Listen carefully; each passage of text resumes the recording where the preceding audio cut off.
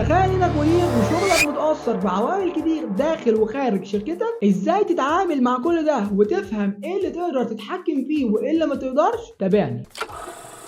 في الفيديو ده هنتكلم عن البيئة الخارجية واللي بتنقسم لنوعين. واحد، مايكرو انفايرمنت، عوامل مباشرة تخص الشركة. واحد، العملاء، الاساس لاي شركه. اتنين، الموزعين والموردين اللي بيتعاملوا معاك يوميا لتوفير المنتجات. المنافسين اللي بيأثروا عليك وانت كمان بتأثر عليهم، وحط تحت دي خط هنفهم كمان شويه ازاي انت بتأثر عليهم زي ما هم بيأثروا عليك. تاني نوع، الماكرو انفايرمنت، عوامل عامه على المستوى المحلي والدولي، معروفه بالاختصار بيست ان دي. بي بوليتيكال وهي العوامل السياسيه. اي الايكونوميك وهي العوامل الاقتصاديه وتغيرات العمله. الاس اللي هي السوشيال او تغير انماط الحياه. التي ودي معروفه طبعا التكنولوجيكال او التغيرات التكنولوجيه. الناتشورال او الازمات الطبيعيه زي ازمه كورونا. واخيرا الدي الديموغرافيك او التغيرات السكانيه. طب ايه الفرق ما بين الماكرو والمايكرو؟ هقولها بمثال بسيط جدا. لازم عشان نعرف الفرق نجيب عنصر من هنا وعنصر من هنا. تعال نجيب مثلا من المايكرو عنصر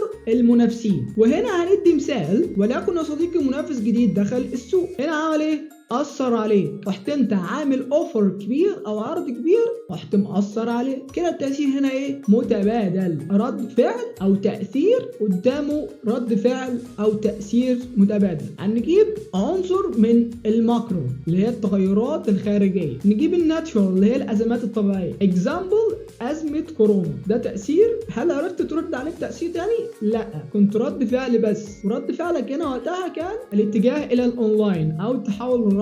طبعا كلنا حضرنا ده. فهنا المايكرو فعل ورد فعل تأثير متبادل. الماكرو رد فعل فقط تأثير خارجي. استنى الفيديوهات الجاية اللي هنتكلم فيها عن كل عنصر دول بالتفصيل، وهتعرف ازاي تدير شركتك وسط كل التحديات دي. تابعني هنا عشان ما يفوتكش حاجة. سلام.